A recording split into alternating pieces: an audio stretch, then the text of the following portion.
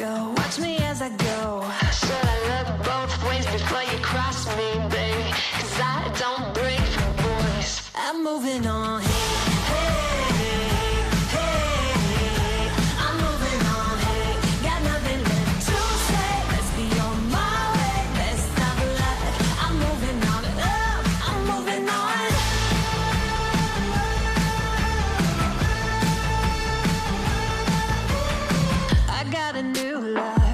For miles, 67 fastback, oh, it's just my style. We're headed down, down, down the road. Just enjoy the show, watch me as I go. Should've looked both ways before you cross me, baby, 'cause I don't break for boys. I'm moving on.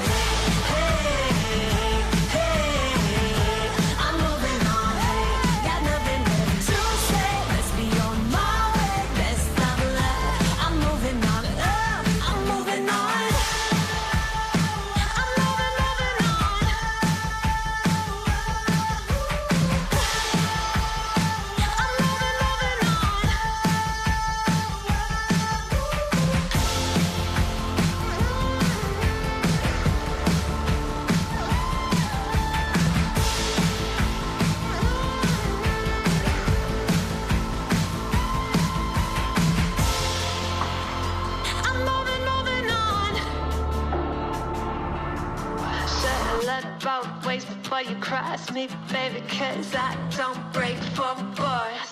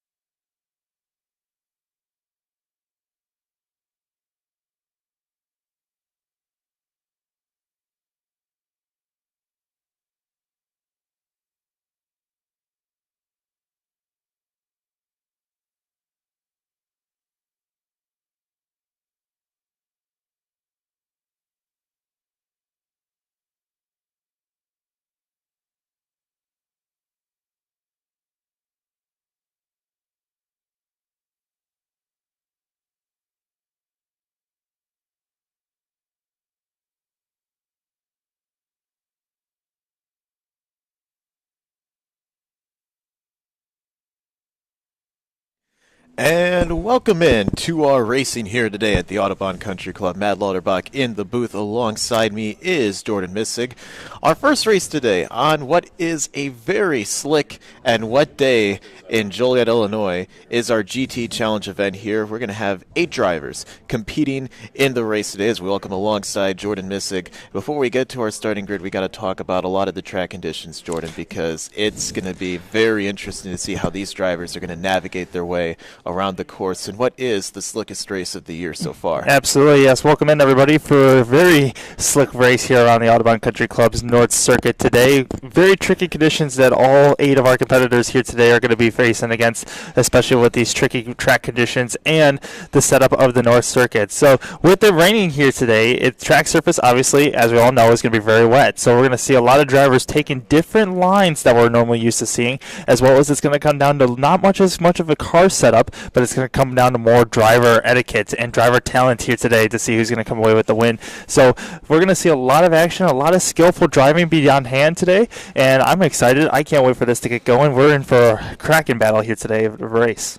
Well, we got 8 drivers competing in the race today, 3 GT3s and GT4s and 2 GT5s. Our lineup here for today with our GT Series top 5, Tadas Karlinskas piloting the GT1. No driver for a GT2 entry today. Our GT3 pole sitter will be Valdis Gorilius. Our GT4 pole sitter is going to be Scott Benning Sr. And for GT5, it'll be Mike Keck. And Mike Keck is in a battle right now with Bob Norian in the 89, the other GT5 driver. Those 2 drivers are separated by 20 points in our grid sheet on our points battle right now. And the interesting fact I will say here, Matt, is that, Bob Norian, Mike Keck, is in a battle with Bob Norian, but because of the rain, the GT5 cars are normally our slowest GT cars that we have on the field. Well, guess what? Mike Keck is actually starting up on the pole today because of the way the rain transpires in the driver's skill. So the rain, as we all say in racing, is the greatest equalizer in racing, and that's what you're able to see is our slowest car, technically in the field, our slowest class car, is actually leading this whole field to get the green here today for today's action of racing battle. Yes, it's going to be very interesting to see what happens with the cars here. Again, GT5, we talked about it, slowest car on the track for our GT series. And today, GT5s round out the field, one on the pole and the other back starting in the last starting spot here with Bob Norian. And that's the other thing, too. You mentioned earlier that the GT5 with them, Bob Norian and Mike Keck, are basically almost dead even in terms of a points battle. Well, Mike Keck's going to be starting on the pole. Bob Norian's starting all the way in the back. So different sides of the spectrum here, and both starting on each side of the grid. Bob Norian's going to have to – he's got his work cut out for him to have to go through this whole field to get up to the front to go catch up to Mike Keck, who's leading this field today. Well, it's going to be 1.4 miles around this track, 22 laps in total for our GT Challenge event here today at the Audubon Country Club as the pace car pulls off into the pit lane, and we're going to get set to go racing here. It's going to be a few drivers going around the South Circuit right now. Here we go. Green flag's going to be waving in the air from the start of this time by. Again, 8 cars make up the field here. Mike Keck and Valdis Gorilius going to get the start here. It's the green flag waving in the air. We are racing at the Audubon Country Club today, and here go the leaders side by side. It's Gorilius and Keck, and Gorilius gets the lead on Mike Keck, but Keck looking on the outside, going through some puddles of water here as these drivers trying to take their time, and Keck shoots on the outside past Valdis there to take the lead. How about that start from our pole sitter, Mike Keck, Jordan? Drivers are right now tiptoeing through these treacherous conditions, cars getting sideways as they meet the drain line, meets the regular rubber line that we would see as a dry line here, and we're starting to see some cars rear ends and the rear end of the car get a little light and the car's getting loose on them. So throttle control as well as car control comes into play here as we run in the rain. But notice how most of these guys are running a different line known as the rain line. Outer edge of every single corner, staying off of the rubber lines because that's where all the grip is on the outside part of the racetrack. Well, I'll tell you what, though, Mike Keck really took advantage of that outside lane up on the high side there trying to make something happen, and boy, did he ever, getting around the outside pole sitter of Valdis Gorilius here, as here's the field heading towards the front straightaway area. Some tire marks from the grass and from practice. Had some incidents here with our slick horse. Bob Norian working his way through the field. Goes by Tom Herb in that 16 car. Now looks to try and get around. Looks like that's a 023 of Sean Vinchivius As we complete the first lap in this race, Mike Heck leads over Valdez Guerrillas right now, and he is set out to about a 5-second lead over the 24 car of Valdez right now. As here's some more moves. Looks like that's Sean Vinchivius going the inside of John Ranty. Bob Noreen following, and Noreen goes to the inside of Ranty, and he'll clear him for that spot as Vinchivius now sets his sights on the 59 of Scott Benning Sr. That's for third on the track right now, and Noreen following in close pursuit. So Noreen and Vinchivius right now, Jordan, making quick work of the field, slicing and dicing their way through. Well, the biggest thing right now we're seeing is Taddis is just right now trying to work his way through the normal racing line here on the dry line. He's able to find a little bit of grip here, but as we saw in turn 3 a little bit ago, there was a little bit of the front end grip went away, and he almost understeered, I would say, into the number 59 of Scott Benning Sr. But he was able to keep the car in one piece. Now Bob Noreen on the back of Tadas Karlinskas. Think about this. You got a nice GT3 Cup car being chased down by an MX-5 Miata. You never thought you would see the day, Jordan, but a rainy day at Audubon Country Club, and you're going to get a lot of that action here. As Noreen and Tadas Karlinskas are making quick work of the field here right now. They've already moved up to third and fourth after starting towards the back of the field right now, as Keck leads another lap here over Gorelius in that GT3 car, and it's Karlinskas in a GT4 ahead of Noreen in the GT5. So GT4 and GT5 just shooting their way through the field right now ahead of these GT3s. Well, Mike Keck is putting on a great display so far, being 4 seconds faster than the whole rest of the field right now. So he's just putting on a little bit of a clinic. He is really good here in the rain, has a natural itch for it. So Mike Keck just right now showing the field the way to do it around this Audubon Country Club's North Track, but everybody else tiptoeing their way, still trying to figure out where all the grip level is as rain has continued to pick up here around the whole racing surface. So the conditions continuing to change throughout the course of this race. It's either going to get better or it's going to get worse as this race evolves. And Tadas is catching up to the back of Valdez right now. That's for second over on the track. Tadas is the only GT1 driver in the field right now in that bright orange number 33. Followed closely behind is Bob Noreen in that 89 car right there. Noreen, again, we've seen the GT5s week in and week out. They've had the slowest cars on the field, but in this race today, with all the rain and the wet track conditions playing into factor, they could be the fastest. Yeah, they can easily be the fastest. Here we have a battle for second brewing up. It's Tadas who had a peek to the inside of Valdez, couldn't make anything happen, and Bob Noreen is he's just licking his chops right now, trying to find a way around him. As here goes Tadas, shooting ahead through the inside down the front straightaway as we complete the third lap in this race, and Tadas going to move into second ahead of Valdez in that number 24 car, and Bob Noreen going to try and size up Valdez here to move past him.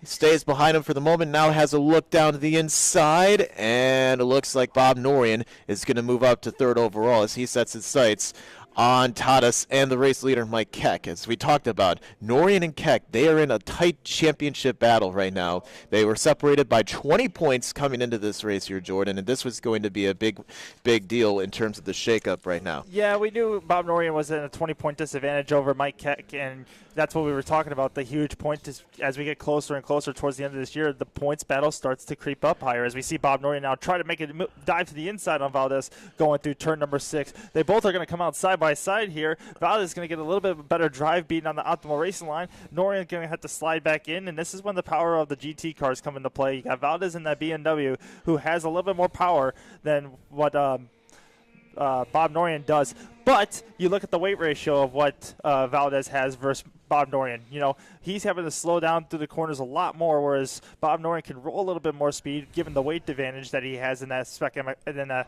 Miata. But he's also able to get back on the power a little bit better since he has a little bit less power, able to take a little bit more traction. So you can see Bob Noreen gain that time back out of the straightaway, but Valdez will pull that advantage that he has back on the straightaway. But it's all that give and take that you're seeing here, and that's what rain racing team really produces. It's just who can use most of the power and get on the traction the best. Well, here we go again. I think Bob got loose on the inside of Val going down in that corner the last time there, Jordan. He lost a lot of momentum. Lots of wheel spin. You get a lot of puddles in that area, and especially because of the painted rubber that you see here on the normal racing line, you get that wheel spin that you're trying to just avoid, because as you're getting wheel spin, your car's not going anywhere. The wheels are just spinning. Your car is basically just stationary as Bob Norian finds the grip around the outside of turn number 5. He's got a spot, and he's up to third over Valdez. Bob Norian using that outside momentum to his advantage, what you had talked about, using the outside edge on the slick track conditions, and he was able to take that spot over Valdez. Bob Norian moves into third in the podium right now, but he is second in the GT5 race right now. They're all trailing Mike Keck and that 691, who is coming around right now to complete another lap. 5 laps completed in this 22-lap shootout here at the Audubon Country Club on the North Circuit. And right now, Bob Norian is trying to gain as much ground as he can on Mike Heck. He's still got 17 laps to try and do something with him here. He's got to try and catch back up to the 33 of Tadas right now. Tadas quickly got around Val for second overall on the track, but Norian had a bit more difficulty getting around him. He was able to find his way around him here. The faster cars that he goes up against, the harder it is to get around, but also the fact that we've been clean and green so far for the last 5 laps out of this 22 laps battle so far. So props to all these guys for having good car control so far in the early goings of this race. But with that being said as well, because of the rain and how treacherous it is on track, it's very easy to make a mistake. So at any point in time, we could potentially see a driver go off and have a mishap or a spin, and the next thing you know, because the ground is so wet as well, if a driver gets in the grass, they potentially could get stuck, and we might be able to have a full course yellow come out, and next thing you know, the whole field is reset, and we have to do everything all over again and restart the race basically all over. Well, as this race is getting going, we would like to thank our sponsors for this GT Series race today: Highland Management Associates Incorporated, Eurosport Racing, and CXI Trucking. Thank you for sponsoring today's GT Series race. Looks like a little sunlight is trying to peek through there, Jordan, but it is raining very hard out here. Again, we were here at the June race. Myself and Kyle Heyer were announcing that race. That was a slick race. It had rained the day before, but it sort of calmed down in the afternoon, and here, as the afternoon has gone on, the rain has picked up, and it's made this track much more slicker. And we heard Connor Willis in the drivers' meeting, which we'll talk more about in a second. Connor Willis was also addressing a bit of how the rain tires worked here, and tell us about how that may apply to some of the drivers that are racing in the GT Series race today, as well as our Spec Miata racing going on this afternoon. Well, when you're racing here in the rain at this track, you know, puddles are accumulating, and the more and more it rains here today, the more the puddles are going to accumulate. So when you see all the puddles, that's basically wheel spin or causing the cars to potential hydroplane around this track, which in those cases, if you're not familiar with hydroplaning, it's your car basically is on top of the track and you just don't have grip at all, and you just kind of, you're like driving on ice basically. So in the sense, when you hydroplane, it's not, your car's not going anywhere. But when you get to the fact, like what Connor Willis was saying with the tires on this track, the more the high-speed area and the more you go onto the outer edge of the track, the better the tires actually work at pushing the water away from the tire compound itself, because it's got the tread that you would see on a normal street tire. It's not like our natural slick tires that you would see when we race here in the dry. All these tires in the rain have treads on them, and they're pushing the water away in order for the water to kind of be able to go through the tread, and that's how the tire gets grip, especially around the outer edge of the rubber line. So when we're seeing all these cars, they're taking a different conventional line like we're not used to. They're not running the normal racing line next to the apexes, because that's where all the grip is on the rubber lines. It's the non-rubber lines is where all the rubber buildup is, because if you're on the rubber lines, that's where it's all slick, and that's where you lose grip on the front tires. Well, speaking of grip here and trying to maneuver around the track, our leader is about to catch lap traffic as Mike Keck is gaining up to the back of the 023 of Sean Vinchivius and Tom Herb in the 16. Tom just ahead of Sean there, and there going through the turn is Mike Keck, our race leader, in that 691 GT5. Would you ever expect the 944 Porsche to be lapping a BMW M3 or even a Porsche GT3 car?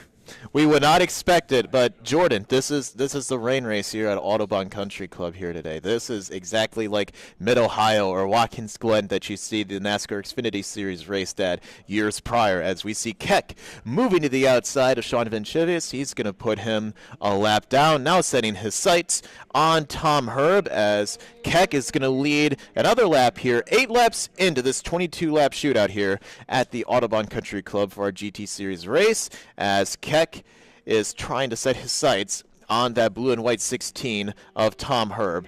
But as that's all happening, Tadas Karlinskis is laying down some pretty faster lap times over Keck right now. He's maybe about 0.5 a second quicker than Keck is right now. Tadas Karlinskis and that orange number 33 is slowly but surely gaining up to the field right now. So Keck is putting Tom Herb a lap down, moves the inside of Herb. Herb going to give way and let Keck go by.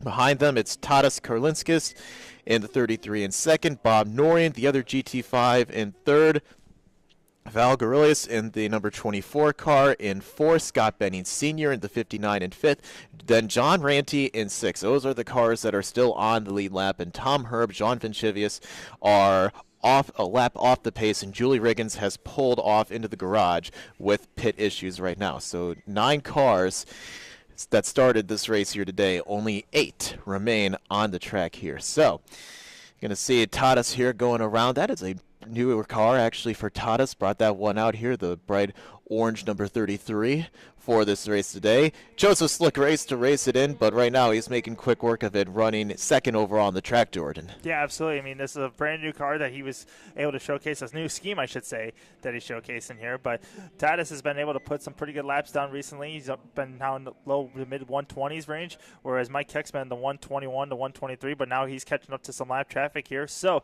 this is a chance for Tadas to try to either make some ground up on Mike Keck to try to get himself back into the fight to potentially go for a lead. He gained about 3 to 4 seconds that last lap here, so he continues to push his way through as rain continues to fall down, and it's getting even harder, which makes the track conditions are getting even tougher to drive on. As you can see, the amount of spray that's coming out of the cars on the back end of it, it just shows you how much rain and water has been put onto the racetrack. Yeah, and imagine trying to size up a driver for the pass, and you see all the rain and water droplets just shooting up from the back of their cars onto their windshield. It's going to make their vision a whole lot harder to do, but that's not the case for Tadas Karlinskis right now, who moves into second overall. There you see Mike Keck, the leader, just ahead of Tadas right now, as Tadas setting his sights on him. It looks like it's about a 9-second difference overall on the track, as we see third place Bob Norian going by. Norian, or it's going to be interesting to see how he does with lap traffic, Jordan. He had a bit of difficulty getting around Val for third just a little bit earlier. Now we're going to have to see how his car maneuvers around some slower cars that may or may not give him the room exactly to try and get his way past. Not only that, but you have to look at the fact that they're potentially taking his line away that they normally run, because think of this, all these guys are running a general line, which is around the outside, and that's really where all the grip is. If you go any further down the track, the more grip you actually lose on the front tires. So the higher up you are, the more grip there is. The lower you are, the less grip there is in retrospect. So the lower and lower he has to go to try to pass these cars, you know, he has to be cognizant that less grip is going to be available to him, so he has to be cognitive of that, especially with his turning inputs and throttle inputs throughout the course of the lap. And as we have this race going on, we have 2 remaining race weekends here at the Audubon Country Club. We have a Spec Miata race that's going on next weekend, and then immediately after that is the big one, as Sid from Toy Story would call it, Jordan. It's Oktoberfest, our season-ending race of the year. It's coming up in just a little under a month from now. It's going to be a fun time, Jordan. We saw some exciting finishes last year. 2 1,000ths of a second separated Taro Kishida and Ethan Tyler in the Spec Miata race last year. That race always provides a great excitement, as well as it's always the big one, the crown jewel of the year. So looking forward to Oktoberfest as it's coming up in next month, and we'll talk more about that later on in the broadcast.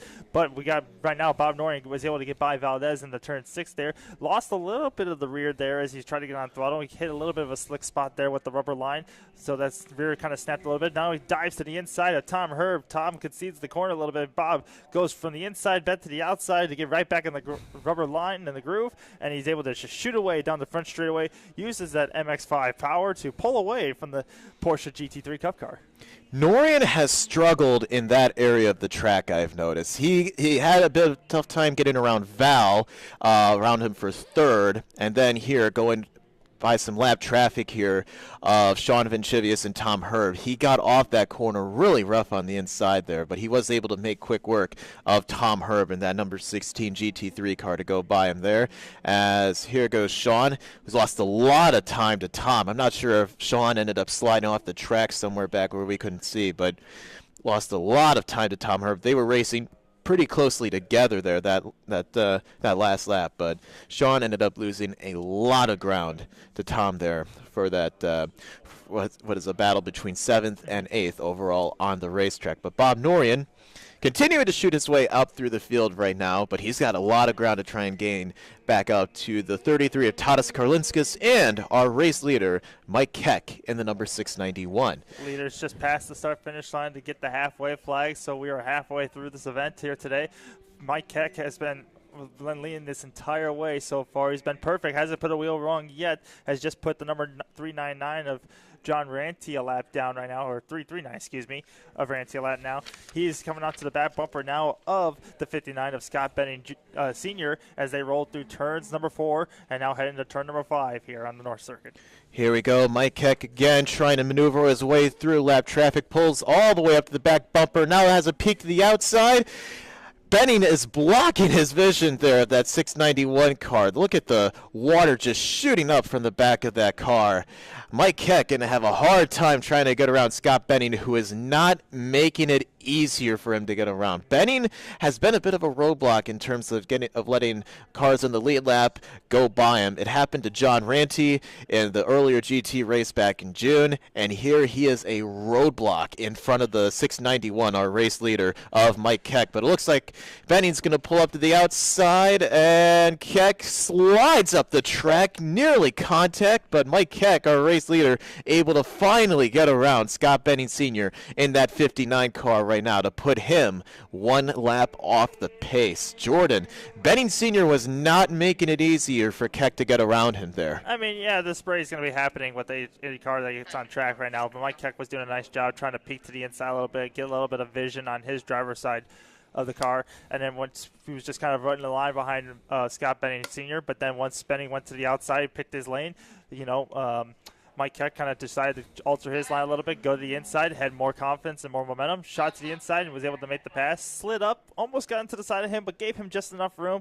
Scott Benning Sr. noticed that he was trying to crouch on him a little bit, so he backed off a little bit, gave him the respect of the space that he needed, and on his way, Mike Keck is off and running. But meanwhile, behind them, it's Tadas who's going to the inside of Scott Benning Sr. Will pull almost the identical move. Benning goes to the outside, Tadas to the inside, and give the spot to Tadas. He has now moved past the lap traffic, and the next car in front of him will be the number 691 of Mike Keck, who has been kind of slowing up a little bit in terms of the pace-wise. He's been now running a 126.1 the last time by, whereas Tadas has been consistently running 120. So maybe Tadas has kind of found a little bit of grip in the corners to where he's been able to pick up his pace a little bit and use the power of that GT3 Porsche to kind of poof his way up towards the front. Well, that's probably another thing for what happened with the lap traffic there. Mike Keck lost quite a bit of ground on second place Tadas Karlinskas there. Tadas gained a lot of ground as Mike Keck was trying to find a way around the lap car of Scott Benning Sr. Here goes Keck through the straightaway.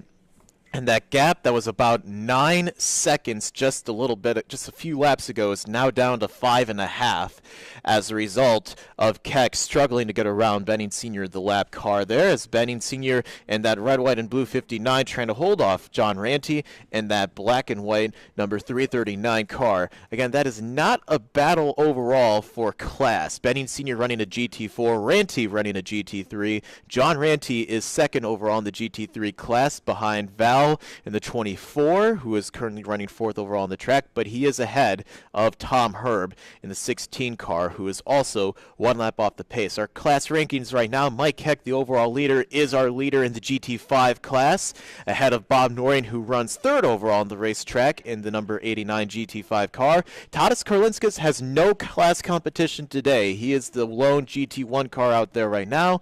And for GT4, Scott Benning Sr. is our GT4 class leader right now, ahead of Sean Venchivius right now in the 023. And Julie Ridgens, the other GT4 class car in the number 90, has since retired from the race after mechanical issues. But we have 7 laps to go as Mike Keck has completed yet another lap here, as we see Tom Herb in the number 16 car trying to maneuver his way through the turns. As a lot of water has gone on our cameras today here, Jordan. We've had a lot of rainy races here so far this year and the past couple seasons with our production team, but this definitely takes the cake for one of the slickest races at Autobahn, as Tadas sets the quickest lap of the race with a 1 minute 19 second .815 the last time by. That was about 9/10 a second quicker than Mike Heck, the race leader, as Tadas is quickly chipping that lead down bit by bit, Jordan. Spin! Turn number 6. It's the number 023. I think of Valdez, who lost it a little bit. He's now onto the driver's right-hand side, slowly trying to merge back onto the track. Will do so safely, but as our leaders of Mike Heck and Tadas Karlinskas go on by, good save by the 023 of Valdez right there. Or I should say of Sean, of Sean V. Had a great save there. Was keeping it off the wall, but just went onto the track, the grass a little bit. Lost the rear end of the car just on the power there, but a great job of keeping the car under control and bringing it back onto the racing surface safely. What a save from Venchivius, who is running 8th overall on the track. He has since fallen now to 2 laps down, as our race leaders Keck and Tadas got around him there to put him another lap down. And now Tadas is under 4 seconds on our race leader, Mike Keck, as here goes the leaders heading down to the turn, past the turns 2 and 3 area of the track right now. Going to make their way towards the back straightaway here at the Autobahn Country Club, as Tadas Karlinskas is bit by bit shaving off some more of that lap times here. We talked about what would happen. The conditions stayed the same. Well, Tadas Karlinskas, Jordan, was starting around mid-pack, and all the way he's up to 2nd overall on the track. His car has really come into him as this run's gone on. I think as the track has gotten worse and worse, Mike Keck has gone a little bit more on the conservative side and has kind of backed off the pace a little bit, whereas Tadas has been able to find more grip. He's been able to find the confidence in that Porsche, and I think he's also been able to find the confidence in the tire and where the grip level has been. So Karlinskas has been trimming down little by little, bit by bit, the gap between him and Mike Keck, but they're also coming back up to lap traffic once again right in front of them as they come down to the front straightaway. Tom Herb and the 023, I think of Sean V, might be in front of them as well as they come back across the start-finish line here. They're going to go side by side heading to turn number 1 with our leaders in hot pursuit right behind them. Well, Sean gets around Tom Herb right now. That is still a battle. They're actually off. They're not on the same lap. Sean ended up falling an extra lap down to Tom Herb, but they still are right there. And Tadas, wow, Tadas the last time about almost 3 seconds quicker than Keck with a 1 minute 18.754 compared to Keck's 1 minute 21.361. Here they go around Tom Herb. They managed to do that. What's going to happen when they get by Sean V here? That's going to be the tale here, Jordan. That's to see what happens. The 24 of Valdez right in front of them there too. So that's actually the 4th spot here on the track, and that's the next car to go a lap down potentially. So we're up to the top 4 potentially going a lap down, maybe in the top 3 here in a second, because Mike Keck and Tadas continue to battle their way through. Tom Herb, however, wisely gets out of the way, knows that the battle for the lead fight has been on, and lets them on through. Now these two could set their sights on going after Valdez here as they head into turn number 7. Keck continuing to run the outer edge of the line. Tadas trying to work the inside line, maybe even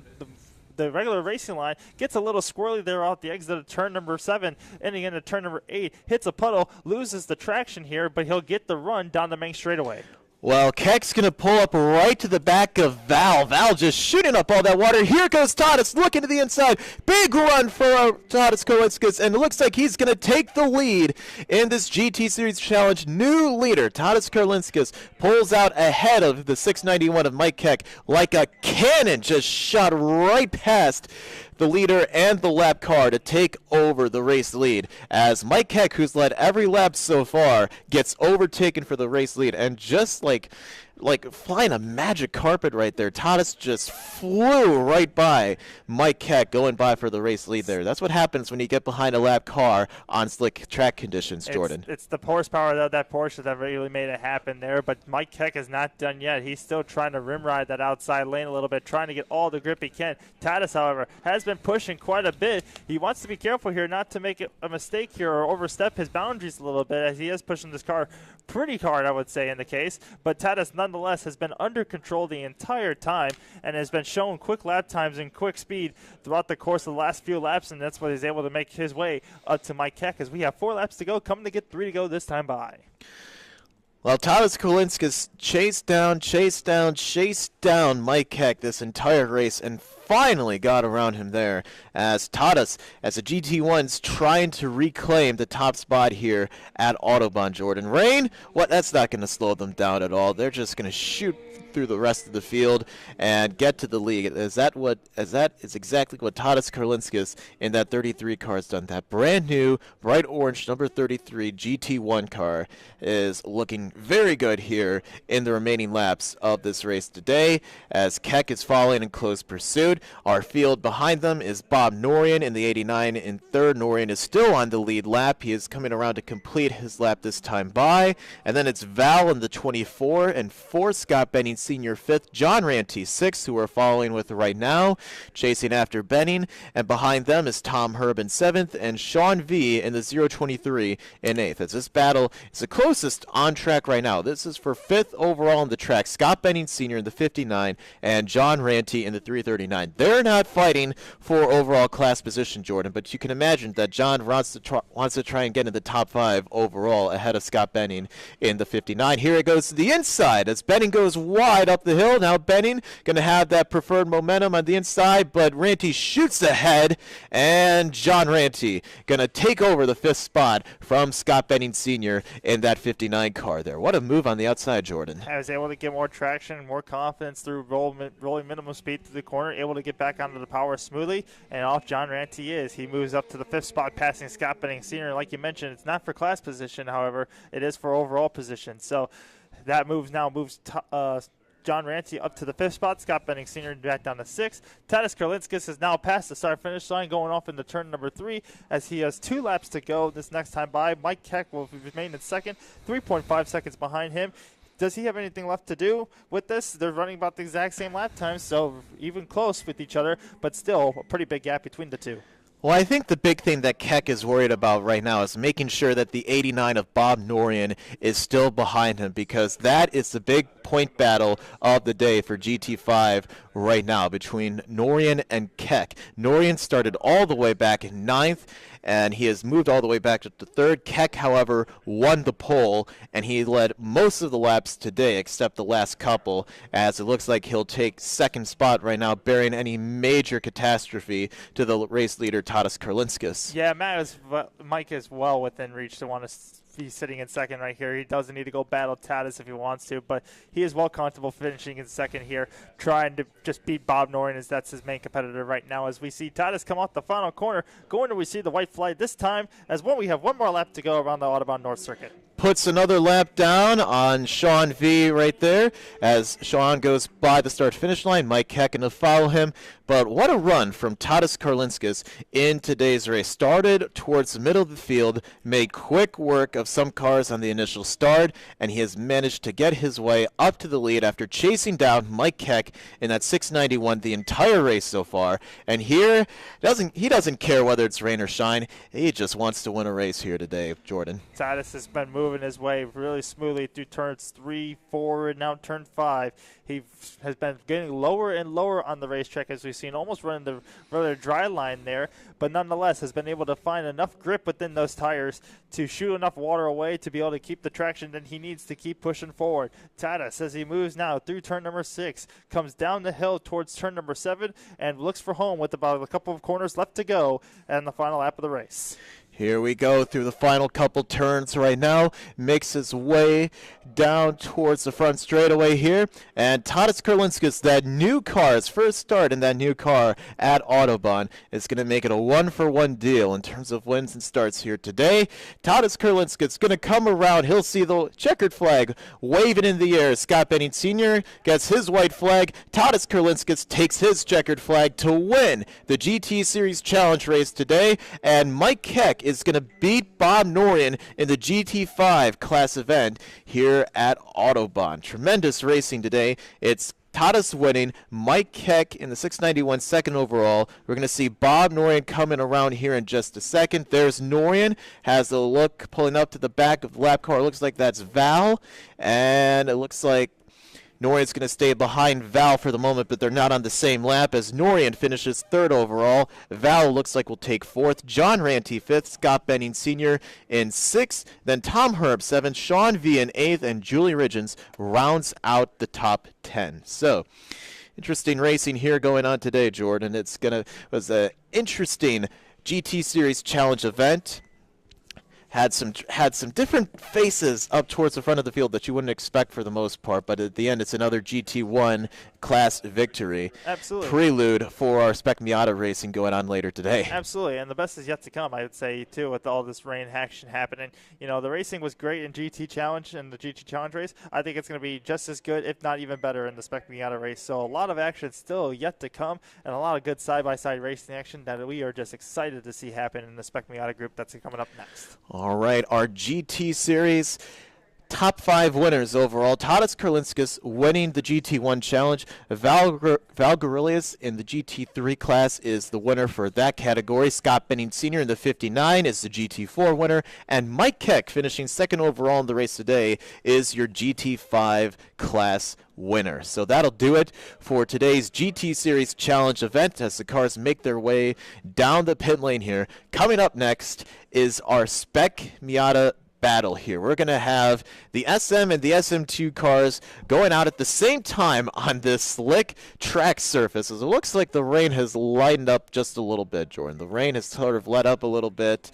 It's still very wet out there, so it's going to be interesting to see how 33 cars, 15 in SM, 18 in SM2, are able to maneuver their way around this 1.4-mile North Circuit at the Autobahn Country Club. Yeah, we're going to see a lot more, like the rain is kind of lightened up a little bit, but the conditions are going to remain the same. If not, the conditions are going to get a little bit more slippery as we see the action pick up here throughout the course of this afternoon. So, nonetheless, we have Spec Miata going to be coming up next year, and we're going to be seeing 33 cars, a split between two classes of Spec Miata and SM2. They will have a split start to start off the next race here, so you'll see the Spec Miata field go off at once, and then followed by the Spec Miata 2 grid to go off afterwards, kind of like you would see in an IMSA endurance race, similar to that effect. But nonetheless, we're going to have 33 cars on track at the exact same time in this battle, so we're going to see a lot of lap traffic just like we see here.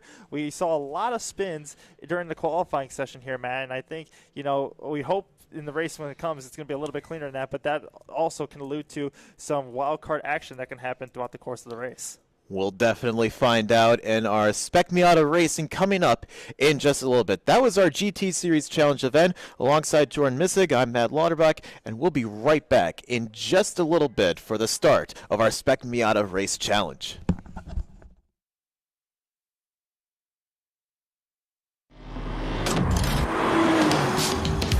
At Lexus, our motto is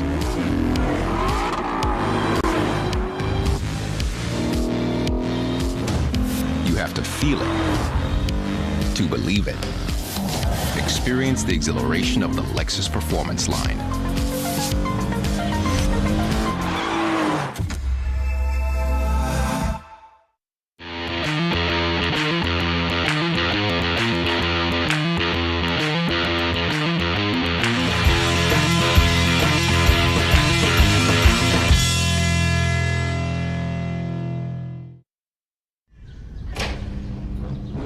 We're here at the acclaimed Daytona International Speedway to show the Blazer EVSS in a way it's never been seen. It's beautiful with a sleek and dynamic design, but performance is in our DNA. And what better way to put the Blazer EVSS to the paces than having Team Chevy NASCAR drivers Daniel Suarez and Ross Chastain get behind the wheel. She looks fast. Sure does. You want to see what she's got? Let's go. All right. Yoo! This is a Blazer EV SS. Let's see what wild mode can do. Let's go. Yes! So much torque. This is what performance sounds like. What a ride. You think the Cup car will be that smooth? My turn to drive. From 0 to 60 in under 4 seconds. Experience the sound of performance. Yeah, I was definitely faster than Daniel. Define nature. It's what defines the all-new 2024 Corvette E-Ray. The quickest Corvette ever, with 0 to 60 in 2.5 seconds. An electrified all-wheel drive that handles all 4 seasons. A supercar of contrasts. It's everything you never expected. One like none.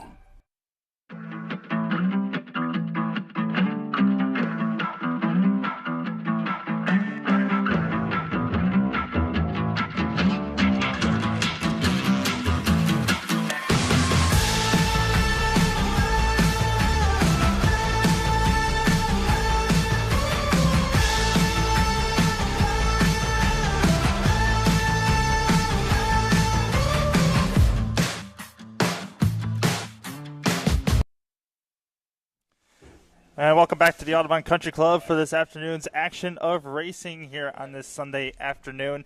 We just wrapped up our GT Challenge event here at the Audubon, and we can see all the GT competitors are right now gathering around over in the podium, waiting for the podium ceremonies to start, as well as for them to collect some of their hard-earned trophies throughout the course of this afternoon. But nonetheless, we still have more racing action yet to come, as we have the Spec Miata series that's going to be coming up next here in just a few minutes' times. Spec Miata competitors are probably going to be taking the track in around 10 to 15 minutes here. So that action will be coming up here shortly. But in the meantime, we were talking a lot about the whole points battle that was happening throughout the course of the racing action today. A lot of the guys that were out there today, you saw, were really battling for points throughout the course of the action. So really, most of the guys were coming in trying to build up some points and get back into their championship fight. So Tadeusz Karlinskis was able to extend his was able to grab the championship lead over Brandon Collins, as they were both tied coming into this race.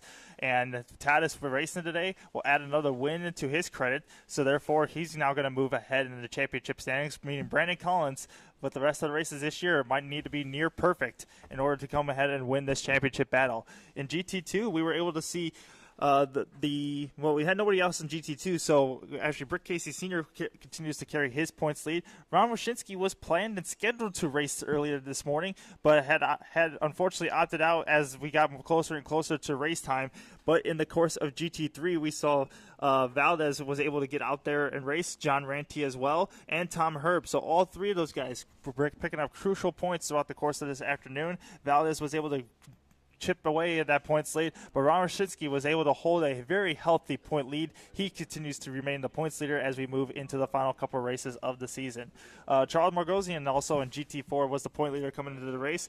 He did not race in this race, and we saw the number 023 of Sean V and number 90 of Julie Riggin, who was out there racing, as well as the number 59 of Scott Benning Sr. Julie Riggin actually made the start of the race, was able to try to just get the start to get the points that she needed, pulled off the racetrack and called it a day after that, so she was able to gain the points that she wanted for a start.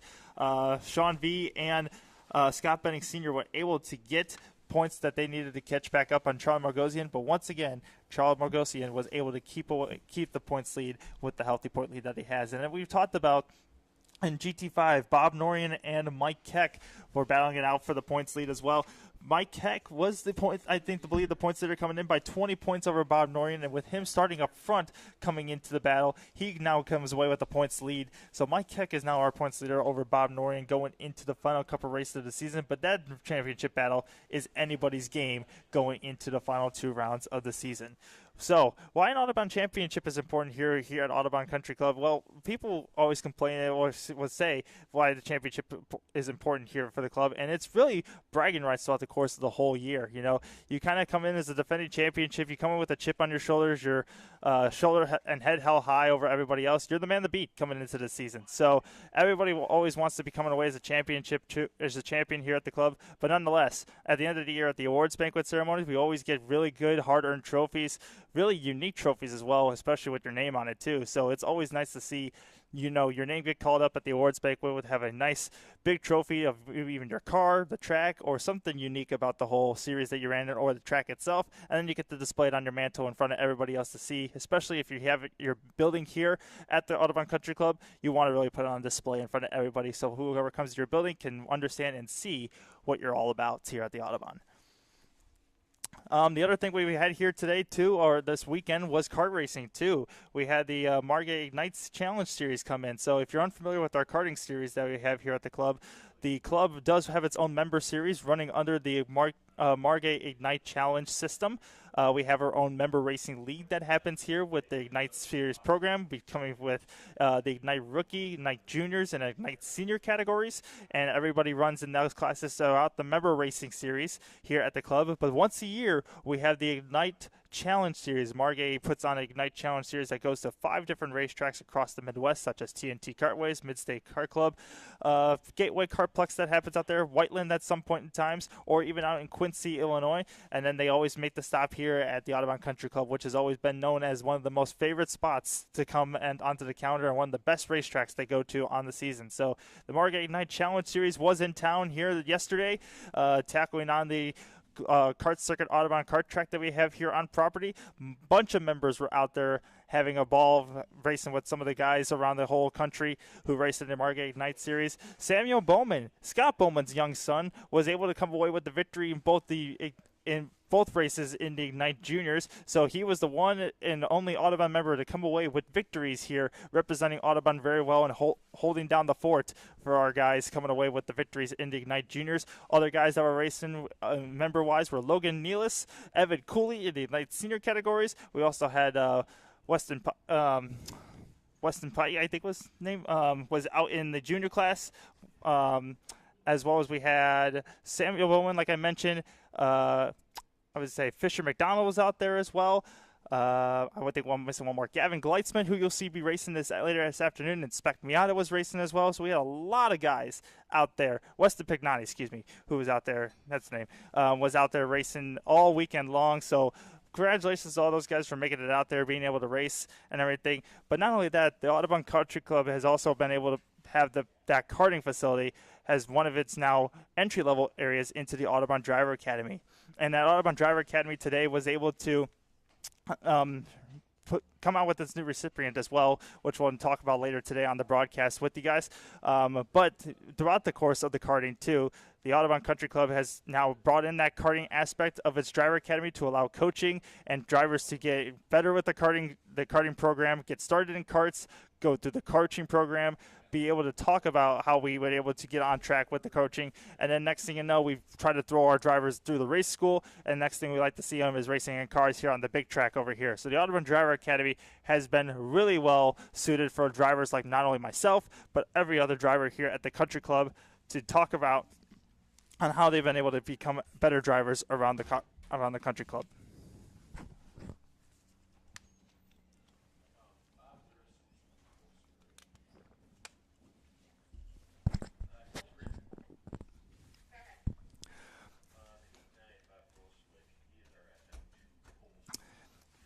Cars are now starting to make their way over to the grid for today's Spec Miata race later this afternoon.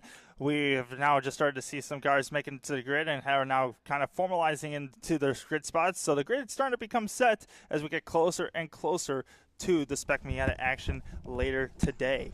Sun has started to peek out as well throughout the course of the whole track surface up through the clouds. We start to see a little bit of sunshine, so the track may start to dry up as this event goes on. However, we still see droplets of rain falling through the camera system here. So although the sun is starting to pop out and the temperature could potentially get warmed up, the rain is still falling here and the water is still sitting on the racetrack. So even though the conditions might be getting better, the track conditions potentially could be getting even worse throughout the course of the day. Jordan, would you believe me if I said at all that when I was doing podium, it was starting to get much more nicer out there, that the rain Was it had really? stopped, and that the sun was starting to peek out from behind the clouds, and everything was looking much more nicer, like the rain never happened. You would probably look at me like a crazy person if that were the case. Well, I mean, I'm looking right now at the cameras, and I'm still seeing water all over the track and everything and all over the ground. So that tells me that we're still going to be racing under wet conditions, obviously. But I think, as we're starting to see the rain start to slow up and not fall as hard, we're going to see, the track start to dry up very little by little, and the conditions potentially going to get better. I think we're going to see lap times potentially drop down. That's a possibility. However, I think we're still going to see very treacherous conditions, still very slick conditions, and a lot of drivers having to pedal their cars and really have to have good driver control or car control to be able to maneuver this race and stay clean throughout the course of the race. And as we had talked about before, this race is eerily similar to the one that we worked back in June. It was a crazy SM-2 doubleheader event here. Jim Dvorak, ironically, is the pole sitter for today's race, as he was in the race back in June. And with some very interesting track conditions, it started off looking very slick at the start of that race. Jim Dvorak instantly got blindsided by the rest of the field and ended up falling back. And here today, he's got a lot of hungry drivers to go through. To name a few of them, he's got Brandon Collins right alongside of him, who's going for the championship in SM this year. Behind them is Scott Ballard in the 190 and Eric Halleck, a rookie in the 333, who is looking very fast as of late. As we take a look at our championship point standings here in just a little bit, it's going to be interesting because our top three are separated by only just 45 points entering this race, Jordan, but they're all over the field to start. The points battle has been pretty close, all thick and thin, all the way through the action of the course of the season. And it's been mainly the top three of Brandon Collins, Taro Kishida, and Matt Alexander. As we are getting a little sneak peek at our onboard camera and our guest appearance for today, it's going to be Matteo Azzari who is going to be carrying our onboard camera throughout the course of the day. So you're seeing as he comes from his garage out until the paddock and into the limelight here at the Audubon Country Club grounds as he makes his way to the pre-grid. A little bit of a behind-the-scenes look at our outside of the track area here at Audubon. And Matteo, a great story. Today, he was awarded the Young Driver Award during our drivers meeting today. We'll talk a little bit more about that later on during the broadcast. But Matteo Azzari has been flying through the ranks here, Jordan. He currently leads the points battle in the SM2 class by 95 over Luke Satterfield. As we get a look at the points standings there right now, Matteo Azzari was 700 over Luke Satterfield 605. Bob Grosselak back in third, Mark Stadolski fourth, and Kevin Lawfridge, another rookie, rounding out the top five. So SM and SM2 points battles are going to be a big storyline going into this race here today. And Matteo Azzari, we saw his car slip sliding a lot during practice and qualifying, as it's going to be interesting to see what happens with him going forward here as he starts not towards the front of the field here. Matteo is going to be starting back 25th overall on the racetrack, but it's going to be about top 10 overall for the SM2 class here, as we'll get you caught up with our starting grid in just a second as drivers making their way towards the north stretch pit lane area here right now. And we're going to be riding on board with Matteo Azzari a lot during our Sentinel onboard camera. As we go inside his car, we take a look at the Spec Miata championship point standings. We talked about it being close. Well, the top three are just separated by 45 points. Brandon Collins leads the points battle right now, but he's just 20 ahead of Matt Alexander in the 157. And behind them is Taro Kishida in the 60 car. Kishida starts dead last in the SM battle here today. But those are the three drivers right there. Mathematically, in fourth place, Ethan Tyler has a shot at the points battle right now. And behind them as well, as we take a look at our SM top 10 starting grid today, a surprise pole sitter, Jim Dvorak in the 39, is your pole sitter for today. Brandon Collins, the points leader, outside pole sitter for the race today. Behind them, Scott Ballard in the 190 and Eric Halleck in the 333. Matt Keck running double duty today, coming from his GT5 car, now into the Spec Miata car, as Ethan Tyler starts alongside him. That's for 6. Alex Bertagnoli, who won the last race here just about a month ago, starts alongside Matt Alexander, who is second in points right now. Then Tom Bagley and Billy Benning round out the top 10 for the starting grid. So, Jordan, interesting racing here today. Some drivers we normally don't see starting up towards the front. It's the luxury of the authenticity of rain racing here that we get to see is a lot of mixed bunch of drivers here, as we're seeing a bunch of guys who are somewhat out of place a little bit, but also nonetheless they've been really true to their rain driving skills. So like Jim Dvorak and Scott Bauer, two drivers that we normally don't see up at the front unless it's raining. And here we are. We are raining. It's racing in the rain, and Jim Dvorak and Scott Bauer once again find themselves up towards the front. One name you don't see on this list, like you mentioned, was Taro Kishida. He's going to be starting towards the back. Third in place in the championship. He's got a lot of ground that he needs to make up. He needs some back luck to come Brandon Collins and Matt Alexander's way. You know, one race here and there that they need to drop. So there's about 3 races left in the Spec Miata season, including this one here. So, you know, one race that they need to drop as well needs to come their way. So I would say Taro Kishida is hoping for a little bit of bad luck to come Brandon Collins and Matt Alexander's way to get himself back into the fight, but he also needs to carry the weight on himself to move himself back up towards the front and get up towards back into this battle. Well, as we talk about our SM field right now, our SM2 starting grid is also going to be interesting. Bob Grosselek is the pole sitter in SM2 alongside Mark Stadolski in the number 83 car. That'll be row 1. Row 2 will be Connor Ryan and Scott Benning Jr. making up that group there. And then Luke Satterfield, the rookie, second in points right now, starts 5th. Alongside is Kevin Loffridge, another rookie, in 6th. Chris DeMuzio in the 06 starts 7th. And Matteo Azzari, our championship leader in the SM2 class in the number 10 car, is 8th, and behind them is Gary Traverso and Gavin Gleitzman, another rookie who's looking to make the full-time jump in the SM2 battle next year. And Gleitzman is another big story here, Jordan. He was another candidate for our Young Driver Award that we had talked about this morning. In his first SM2 race in the Triple Crown event about a month ago, he looked promising. He finished 4th overall, just outside of a podium position. What do you see from Gleitzman going forward? He finished 4th overall in the overall standings, but he was able to come away with a 3rd place finish in race 3. So I mean, he's getting experience. He's got a lot of karting experience under his background, and he's been able to use that towards his racecraft in here in the cars. So Gavin's just another example of guys who are coming from kart racing into cars that we like to see at the Autobahn. One of our young kids who are moving on to bigger and better things and growing up here around this place. So, Gavin, we expect a lot of big things to come out of you here in the later goings, hopefully in this race, as well as we expect you to keep pushing. And hopefully for next year, you're in the running for another Young Driver Award. As we talk about a lot of our young drivers, we also have to talk about where they come from, and that is the Autobahn Driver Academy, in which new programs have been added to the Driver Academy for this year, including one-on-one instruction and new Academy Miatas and BMWs that are available for rent. You can always view our website at AutobahnCountryClub.com for further details about our Drivers Academy. As we see the field here, 33 cars all getting bunched up in total. 15 in Spec Miata, 18 in SM2 for today's race here today. As we go on board, Matteo Azzari starting towards the back of the field overall. He's going to have a lot of work as well. He's sitting comfortably 95 points ahead of Luke Satterfield right now in the championship, but Satterfield starts a couple rows ahead of Azzari, so Azzari is going to have his work cut out for him just a little bit today. Field is now starting to move in the hands of our Lexus Ultimate White LC500, which is the official pace car here of Autobahn Member Racing Series. We'd like to thank our friends over at Lexus for their continued participation in our performance fleet.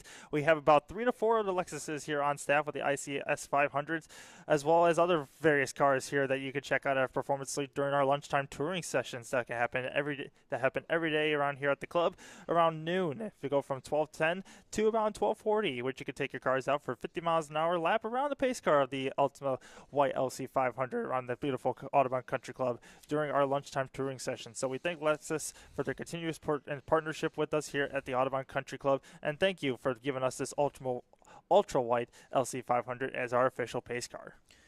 Well, the pace car has got the field single file right now. The windshield wipers are still going, but Jordan, it is getting very nice out here. You're still going to probably see a lot of water shooting up from the back of cars onto the windshields of other cars. That's what Matteo Azzari is preparing for with the windshield wipers going on him right now. No doubt. The spray is going to be immense. It's going to be massive, and drivers are going to have to do their best to negotiate around it, be able to look for the areas where there's no spray so they can see where they're going, because the spray will be blinding to some of them, and they will be hoping that the windshield wipers are working properly to be able to knock all that water away. As we have, like I mentioned before, the sun has popped out a little bit. The skies are kind of opening up a little bit here, but as the race starts to heat up and the temperature drops, I would say we could start to see the track dry up a little bit to where I wouldn't say we're going to be fully dry yet, but we're probably going to see, the track dry up, the puddles are going to go away, and maybe some of these drivers may be searching for water by the end of this race. You may see it happen here as we go on board with Mateo again. He's got the windshield wipers going on overtime blast there as he starts near deep towards the back of the field. He's only got 3 cars behind him overall in the starting field position right now, as he's going to have a tough time finding his way to the front. You know what else makes finding things a lot more easier here at Autobahn Country Club is our Autobahn app. It's able to find life around the club so much easier. You can find track schedules, lap times, RSVP for social events, make lunchtime touring reservations, and so much more with the Autobahn app. It's only a click away with all the resources that we have available at this club here. It's going to be getting ready for some racing. The sun is coming out now. The clouds are moving eastward, and we're going to have some new track conditions potentially at the end of this 22-lap shootout here in our SM battle right now. It's going to be the points battle as well as very much so at stake. 3 of the drivers in the top 3 drivers in our Spec Miata points battle are all starting at various positions on the grid. Brandon Collins looking to hold on to his point lead and build from it. It starts outside front row, but he's got a hungry Jim Dvorak who is very quick in practice and qualifying to contend with here. Matt Alexander starts towards the middle of the field, and Taro Kishida in the 60 starts all the way towards the back. As we get a look at our SM2 field going by here, the field is now double file. They are evenly spaced off here. Again, 33 drivers going around this whole circuit in this race here today. As we go on board with our drone camera here as the field makes their way down towards the front straightaway here. And already some action. The car is sitting backwards. I can't tell who that is. Is that the 43 probably? The 43? The 43. It looks like the 43 car. I believe that 43 of Scott Benning Jr. actually going sideways there before we even start. He is able to get himself going, but the pace car is already off the pit lane here, and the SM field is going to get the green flag to start this race. 22 laps around the North Circuit at the Autobahn Country Club. Green flag racing. Jim Dvorak, Brandon Collins bring the field to green, and 3 wide already. Who is that back there? They're going 3 wide. Ethan Tyler up the middle, and Collins with the jump on the outside, but here comes Dvorak back towards the inside trying to look for it. Advantage Brandon Collins. Now here comes Dvorak looking again on the inside. Jim's got a fast car to start as our slip sliding their way through the first couple turns. And here's our SM2 field going green right now. It looks like it may be, I can't tell who that is. That looks like it's Grosselak in the 89 with the lead right now. Connor Ryan in the 119 following in suit. Let's go on board. Matteo Azzari up behind. It looks like that's the number 4 car of Kevin Lawfridge right now. They're in a battle for the points as Lawfridge has a look on the inside of Mark Stadolski in the number 83. Here goes the rest of the field heading through the turns right now. Ethan Tyler up to 3rd, and 1 car off of the grass. 2 cars going off. 1 over an SM. It's the 01 of Matt Keck, and you said it. There's some action going towards the back in our SM2 field, Jordan. We got the 01 of Matt Keck, the 153 of Matt Alexander, and the 60 of Taro Kishida. All 3 have left the racing surface over in turn number 6. We also had another car leave the racing surface over in turn number 4, but nonetheless, it's been up front. Brandon Collins away with the lead. Jim Dvorak right behind him in 2nd as the field comes off turn the final corner, coming down to the start-finish line to complete lap 1. Up, and another car goes off. Is that Gleitzman in the 51? It looks like it is. Gavin Gleitzman started towards the back, picked up a couple positions, but he is fading back towards the rear of the SM2 field right now. As a lot of action, plenty already on the start here. 3 drivers going off, but Brandon Collins has sailed away from the rest of the field here as it looks like him and Jim go to battle for the race lead right now as the SM field makes their way down towards the back straightaway here. Let's go take a look down the back straightaway here. Brandon leads. Jim Dvorak got off to a great start back in second. Ethan Tyler in third, and it's Eric Halleck in the 333, it looks like, up to fourth. New paint scheme for Halleck ahead of Scott Ballard in the 190 and Alex Bertagnoli in the 14. Battle for fourth, it looks like heating up, but battle for the lead. Jim had a look to the inside of Brandon, couldn't quite have enough to make it happen. Jim Dvorak going to have himself a great day, I think, Jordan. As the car goes off towards the back there, it looks like that's actually the 89 in our SM2 battle of Bob Grosleck. So Grosleck going off, he came in here in the top 5 in points, and he has faded towards the back of the SM2 field, Jordan. Yeah, and Bob Grosleck was able to just kind of lose it a little bit, trying to get to the back bumper. Mike Stadolski tried to get on the throttle a little too aggressively there, lost the rear end traction, and around the car went. Nonetheless, he was able to get the thing spin back going, and Bob Grosleck was off and running once again. Well, we got a 4-car battle here from 3rd through 6th, as it looks like Alex Bertagnoli and Scott Ballard going for it. Look at this cluster of cars here on our SM2 field here. Tremendous side-by-side racing towards the back of the pack. And right now, go on board Matteo Azzari as he's trying to maneuver his way. Battle for lead going into turn number 3. Jim Dvorak around the outside of Brandon Collins, and Jim Dvorak is going to get the lead back away from Brandon Collins, rolling the outside of turn number 2 into turn number 3. Jim Dvorak back into the lead. Our pole sitter has regained the top spot. Brandon Collins trying to roll the outside, but Jim has been able to get going, and Matteo Azzari is off the track over in turn number 8. Our points leader, Matteo Azzari, is off heading towards the front straightaway. He gets on track back behind Chris DiMuzio in the 06. But Matteo Azzari, who is making some moves heading up towards the front of the SM2 field, has lost a ton of time. Trouble on turn number 6. 2 cars are off on the outside. It's the 14 of Alex Bertagnoli and the 333 of Eric Halleck on the outside. Both of them make contact. Eric Halleck sent spinning Bertagnoli as well off the driver's left-hand side of turn number 6. Both cars trying to get themselves back going as the rest of the SM field comes the way on through. Bertagnoli, the winner here the last time by, gets together with Eric Halleck in the 333, both rookies in the SM class, tangling here together in this race today. It looks like there's no damage as Halleck is just staying in the grass. He's waiting for the right time to get back on the racing surface. Shame for both drivers. They were running up towards the front of the field. Halleck finished on the podium the last race. He is slowly but surely getting better. As we go on board, Matteo Azzari here. Looks like he's going to the inside of the 72 car. That would be Gary Traverso, trying to make his way around as Jim Dvorak is continuing to lead this race. We got action going around this entire track now, Jordan. We expected action, and we wanted action, and we got it for sure. As we see Matteo Azzari trying to go to the inside of Gary Traverso for the next spot. Unable to get the traction that he needs. Gary Traverso gets back on the power, gets a good drive down the back straightaway of turn number 6 into turn number 7. Looks to maybe make the move down the inside here. Thinks better of it. Tucks back in line. Everybody else going to run single file formation. But here comes Matteo back to the inside as the car spins right in front of Matteo. He's able to get past him and get going, threading the needle there a little bit on the inside of Bob Grosleck, looks like. Nonetheless, Gary Traverso able to keep going. Chris DiMuzio gets back by. Bob Grosleck, I think that's him spinning again in turn number 8. So he's able to try to keep the car going once again. Cars are going off left and right here as everyone's just trying to, it's a race of attrition at this point. Here goes Azzari to the inside of DiMuzio. He's going to take over that spot, and Bob Grosleck has spun 3 times in this race alone, twice in about straightaway distance of one another.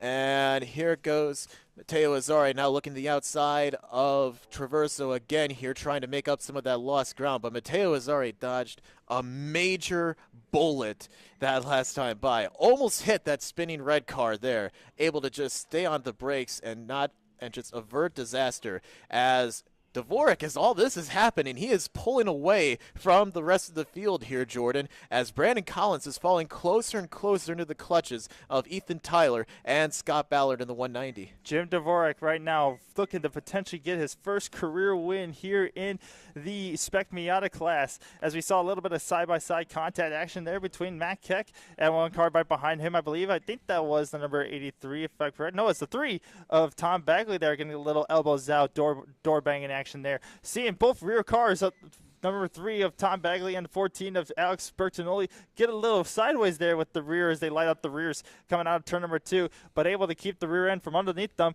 for keeping the car spinning. As one driver trying to work their way around the outside of turn number 6 as they make their way into turn number 7 here. That looks like it could potentially be the 08 of Ethan Tyler trying to battle with the 190 of Scott Ballard. That is a battle for third overall on the track. Ethan Tyler with the lead for the final podium spot right now. And that 08, Scott Ballard, the 190 wants it though. And the leaders are catching up towards the back of some SM2 cars who had gone off towards the back of the field here. As very interesting start to this race as it looks like we have a battle for side-by-side battle. That was Alex Bertignoli on the outside of Tom Bagley as they go through turn number 7 there. We also see another battle of Matt Alexander and Matt Keck right in front of them as well. Leaders right now are also into turn number 2 dealing with lap traffic on the SM2 field. Dvorak's been able to negotiate 2 cars with Noel Sachs getting sideways, strips that Miata off the exit of turn number 2, keeps the rear tires underneath him as Brandon Collins now will go around him on the outside. Meanwhile, Jim Dvorak trying to negotiate Chris DiMuzio there into turn number 3. He gets around him. Brandon Collins now on the inside of Gary Traverso gets around him. Here comes Ethan Tyler as now that's Chris DiMuzio who goes spinning off to driver's left of turn number 5. DiMuzio off in the grass, loops it around, but he does not hit anything. Let's hope he can get his car going. It is stuck in the mud, it looks like. Now he's able to back it up, it looks like, as Chris DiMuzio, just fallen a lap down, slides to a halt in the grass as our leader, Jim Dvorak, is setting his sights on Matteo Azzari, it looks like, the championship leader in the SM2, to try and put him one lap down, and DiMuzio's car is just off in order to turn number 2. That's the number 60 of Taro Kishida. He just left the racing surface here on driver's left, able to try to collect the car back and get going. Taro Kishida just now waiting for drivers to go on through. Finally gets a clear patch to get back going, and Taro Kishida will be on his way. This has not been the day for Taro Kishida. Started towards the very back of the field, trying to gain some points in this championship dogfight, but it looks like that may not be the case here today, Jordan, as he came in 45 back in third behind Brandon Collins, and it looks like with Brandon running second right now, it may be a long day for the number 60 car of Taro Kishida in this race here today, as we have more action going on towards the back of the field. It looks like that's Eric Halleck trying to regain some lost positions there, and another car, it looks like it's Mike Ballard, or Scott Ballard, the 190, actually sliding off the track. He is able to get it going. It went off driver's left, but he does not lose any positions right now. Jordan, action happening all over this slick racetrack here. You said it. It may be getting sunnier out, but the track conditions Matt Keck is off in turn number 2 right now, almost near to the tire barriers, close to it. He is off at the exit of driver's left there. One of the drivers thinking about going off as well there. It looks at it. But drivers going off left and right. Ethan Tyler's dropping the wheel off in turn number 6. There's action everywhere around this racetrack. You wanted action? It was time to bring the action at the start of this race. You had to bring your A game on, and a lot of drivers brought their action game on for A game. And Jim Dvorak and Brandon Collins are still bringing their A game on. That's the battle for the lead right now, as Brandon Collins is still chasing Dvorak, who is putting drivers a lap off the pace in this field here. It looks like going by us right now, as we see on our screen, it looks like that may be Matt Alexander, the 157, who sits quietly back in 8th right now, trying to just avoid all the mayhem and the disaster happening around him.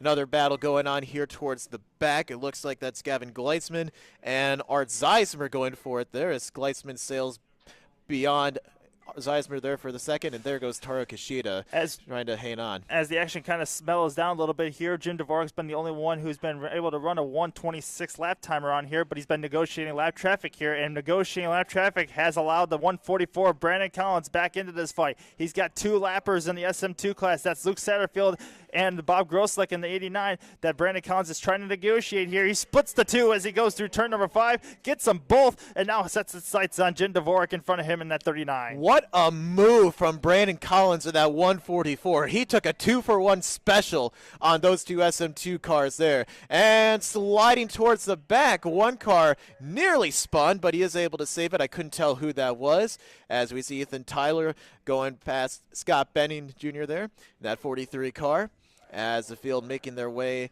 down towards the back straightaway here once again. Tremendous racing going on here, Jordan. The SM and the SM2 field, they are basically all bunched up together right now. You wouldn't be able to tell who's running where right now in terms of class position. At this point, you probably could put a name in a hat, pull it out, and that potentially could be your winner with the action has been happening here. Who knows who's going to come away with the top spot at the end of this thing? But for sure, Jim Dvorak has been clean and green so far, has yet to put a wheel wrong just yet, has been out in front of Brandon Collins this entire time, and Jim Dvorak is continuing to look strong throughout the course of this race, continues to lead the way over Brandon Collins in the 144. Well, Jim Dvorak is going to be having himself a field day here as we see Ethan Tyler, who has not lost too much time. He's still within sight of Brandon Collins for second place here as we have more battling going on. It looks like that's Eric Halleck in the 333 trying to gain up some lost ground. It looks like he's trying to go around. That may be Tom Bagley in the number 3 car, and it looks like it is as they go around the front straightaway here. That's a new car for Eric. He normally drives a black, blue, and green car, but he got it all done in black and purple for this race here today. Debuting a new paint scheme here as one car is off. That's Matt Alexander at turn number 2. He went straight off on the driver's left-hand side, able to get back onto the racetrack, looking for a clean entry back onto the track, and he does. Gets it back going, but lots of time and lots of positions that Matt Alexander crucially needs for the championship battle gone right there in turn number 2. Well, this racing condition today has greatly favored Brandon Collins, who sits comfortably in second. All he really needs to do is just continue to run where he is right now, not try and overdrive the car in these slick track conditions, and not try to do any bullseye moves to try and just lose any points. He needs to sit right where he is right now. And if he does that, Matt Alexander and Taro Kishida are going to be struggling today, but going off the racing surface. Matt Alexander, just big slide. Eric Halleck loses it under braking. He drives off driver's lead, and that was also Kevin Lockridge, who was in turn number 6 as well. Matt Alexander able to get one more spot in front of him. He's now trying to go after another spot of Tom Bagley here into turn 6, and then he's got Matt Keck all the way up the head road in front of him to get back up to where he once was. But Eric Halleck just lost the car under braking in the brake zone of turn number 6. Well, Tom Bagley trying to deal with Mike Ryan actually in the 220, and as this is all happening, Alex Bertagnoli, who got together with Halleck in the turn 6 area, just ran the quickest lap of the race with a 1 minute 25.769, and he is all the way back up to 5th. He has just sailed right through the chaos going on at this wet track surface, Jordan, and he is just making quick work right now as we go on board with Matteo Azzari here. And Matteo, his car, it doesn't look like it's handling all well for him, Jordan. He got really overtaken on the outside there, and he's losing a lot of ground. It's a confidence thing that Matteo is trying to work up to still in this case, but Alex Bertagnoli has found the confidence in his car. He's sitting 26 seconds back. Still plenty of time, as we're not even at the halfway point of this race yet, and all this action's been happening. So plenty of time for Alex to continue to merge his way back up to the front. If he stays consistent the way he is, potentially could get back into this fight by the race ends. And as this is all happening, we're nearing the halfway point in this race, Jordan. Doesn't really feel like it with everything that we have seen so far on the track. As we see Matteo, looks like going to the inside of the number 4 car of Kevin Loffridge there. Two young drivers in the SM2 category going out of here. Loffridge came into this race in the top 5 in points. He's just trying to hang on and see if he can move up in any positions right now and gain a better points position here as the field going past the start-finish line here.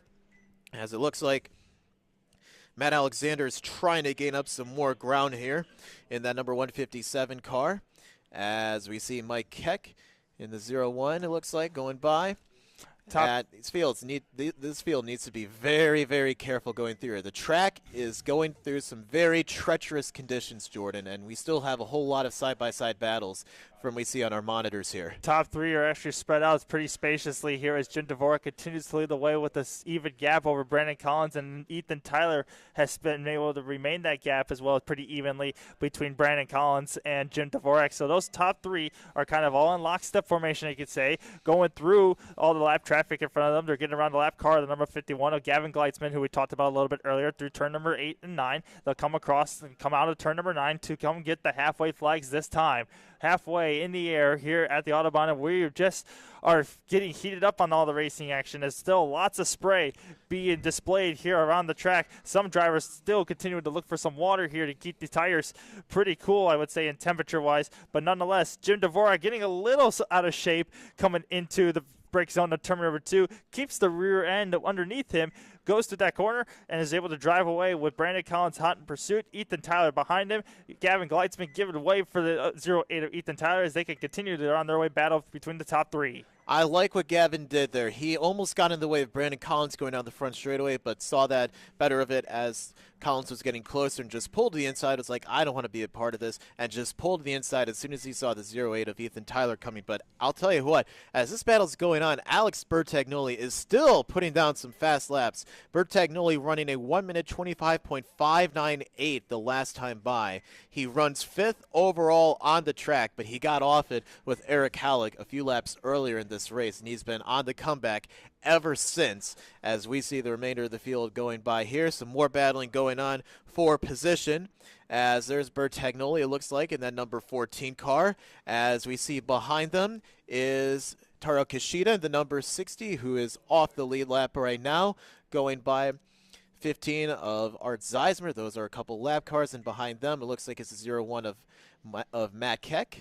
As we go on board, Matteo Azzari here, who's just trying to hang on right now. Matteo came in with a 95-point lead. With all the chaos that's been happening, it's been calamity for some of the drivers behind him in points. He just wants to hang on to a good finish overall in this race for the SM2 class. 3 seconds a lap quicker the last time by was Alex Bertagnoli on the leaders, and he's continuing the game as the leaders continue to negotiate the lap traffic that's happening in front of them here. We look also further back to our SM2 battle, and Gavin Gleitzman is leading the way in the number 51 car over the number 89 of Bob Grosselec and Luke Satterfield, who runs in the 16th spot, but 3rd in SM2. Matteo Azzari runs in 4th, along with Kevin Lockridge in 5th in the SM2 class. Gary Traversal runs in 6th, Mark Stodolski 7th, Chris DeMuzio 8th, Noel Sachs runs in the 9th spot right now in the SM2 field. Would you believe me if I said that Gavin Gleitzman, who is off the lead lap, is the current leader in the SM2 class right now? Yeah, I mean, that's just the way this race has been going right now. It's just been a little chaotic, but also it just shows you the experience level of what the SM guys are compared to the SM2 guys. You know, they've been in the cars quite a lot longer, as we see a little bit of oversteer moment and throttle control from Matt Keck.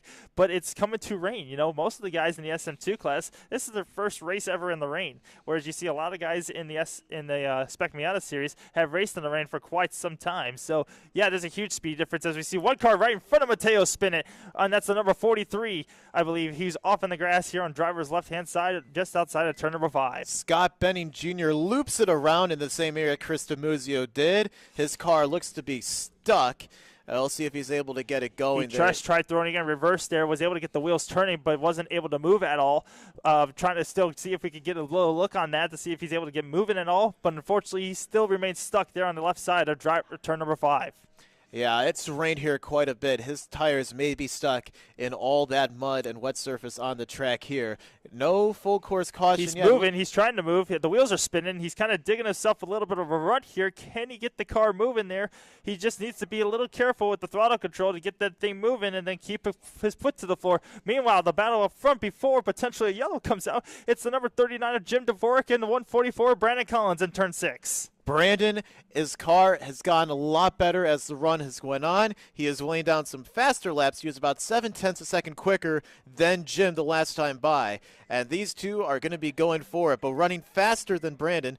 Actually, nope, Ethan Tyler was a little bit slower than Brandon the last time by, but Ethan Tyler is waiting in the wings in 3rd spot right now. Scott Ballard in the 190 runs 4th, and Alex Bertagnoli, who just won a 1 minute 24.331 the last time by, still runs in 5th.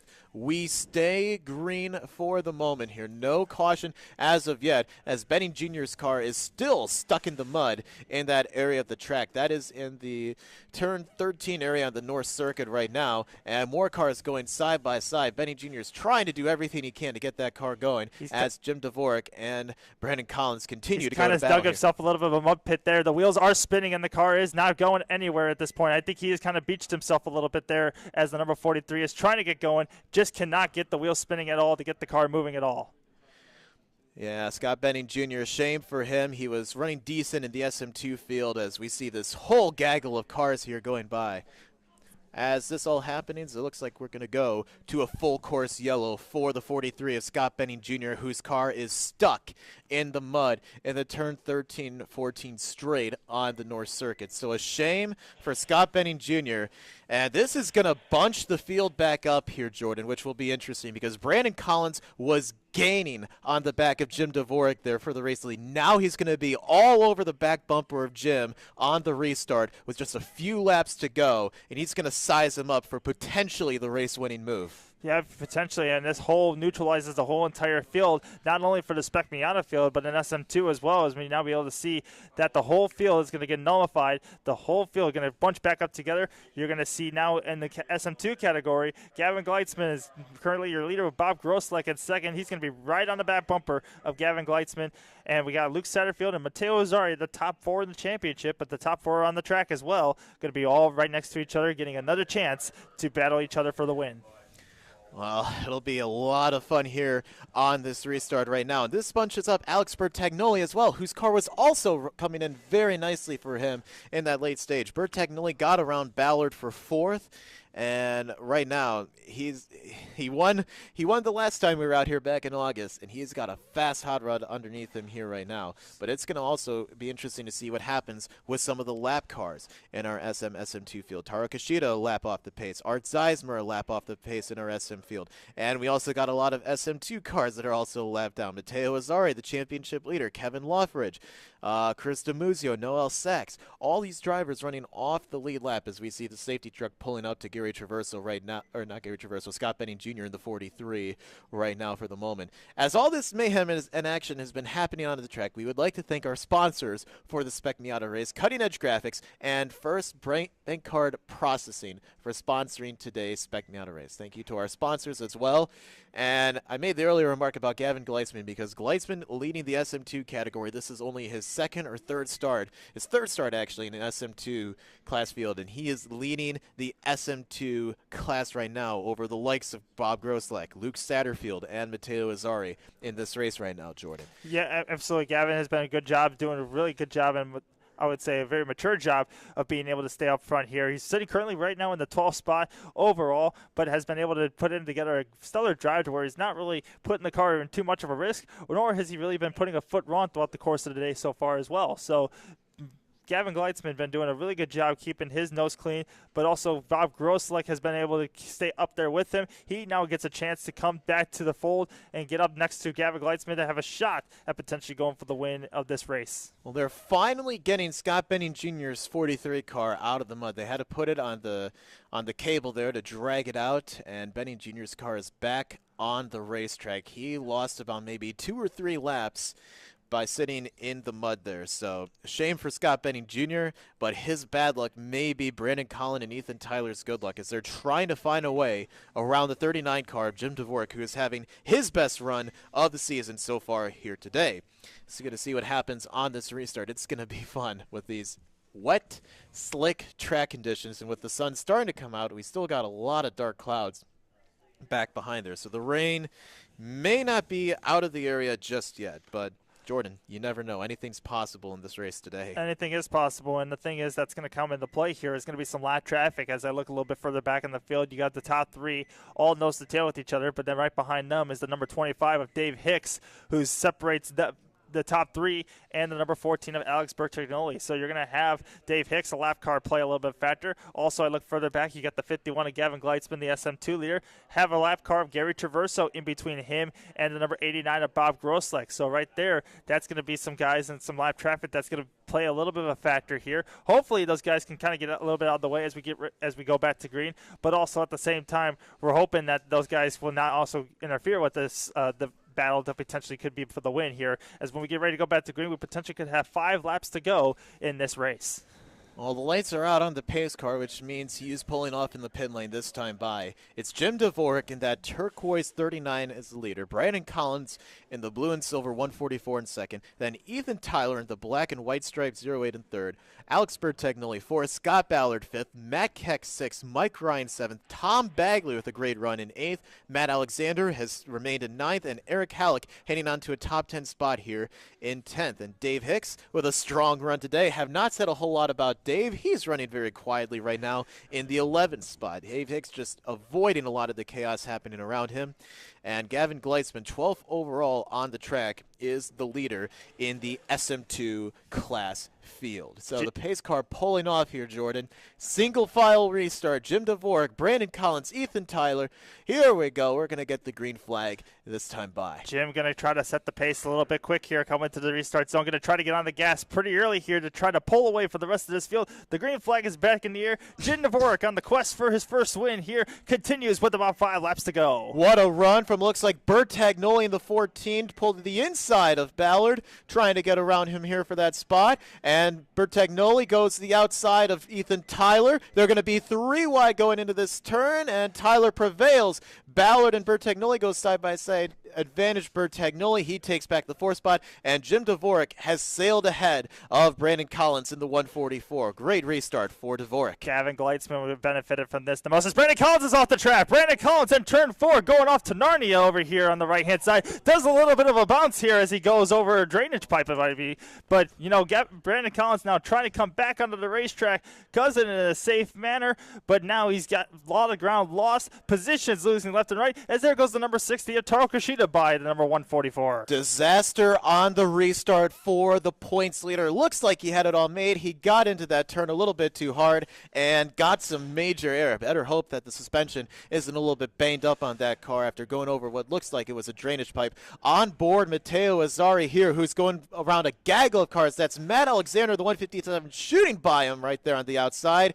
And Alexander trying to take advantage of Brandon Collins' misfortune, pulls to the outside of another car here as Tom Bagley goes by Matteo Azzari right now for position. Mateo's just hanging on to survive. Here goes Eric Halleck around him. These are SM cars, not SM2 cars. And it looks like there goes Kevin Loffridge in the 4. That is a battle for position in the SM2 field right now, as Loffridge goes to the inside of Matteo Azzari, our points leader in the SM2 field. The 157 of Matt Alexander is licking his chops right now as he sees that the 144, Brandon Collins, has had a little bit of misfortune. He wants to pounce at an opportunity. Another driver pouncing on opportunity is Alex Bertagnoli. He has made his way up into the 2nd spot now, has now set his sights on Jim Dvorak just in front of him. Alex Bertagnoli going for another win here at the Audubon Country Club as he sees the leader right in front of him.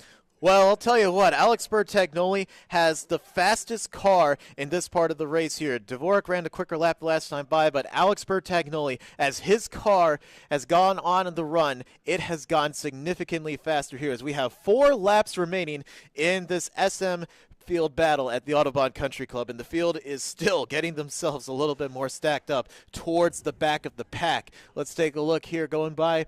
Looks like that is Mike Ryan in the 220 and Matt Alexander trying to gain another position there on another car.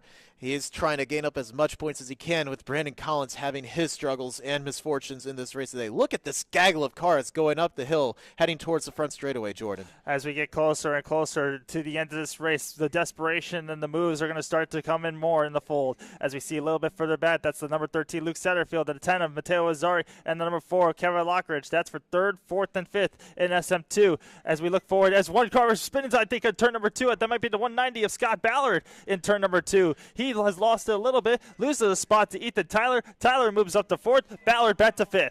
And Gleitzman is off. The leader in the SM2 field has faded off a little bit back towards off the grass on the driver's left side. He does hang on to the SM2 field lead, though, it seems, as Gavin Gleitzman dodged a bullet there. He has moved up to 11th overall on the track with the problems that some drivers have had on the restart. But Scott Ballard was running 3rd on that last lap, Jordan. It's a shame for him. But I talked about him. Alex Bertagnoli was a 2.5 quicker than Jim Dvorak the last time by. Bertagnoli with a 1 minute 23.565 compared to Dvorak's 1 minute 25.030. We go on board Matteo Azzari again, who has 3 cars ahead of him, and the battle for the lead heating up as Bertagnoli is catching up to the back of Dvorak. They'll get 2 laps to go this time by, as Ethan Tyler and Scott Ballard not far behind them, waiting in the wings. He is caught up to the back bumper and is going to run down this front straightaway. Bertagnoli going to get a really good draft here on the number 39 of Jim Dvorak as they come across the line. It's 2 laps to go this time.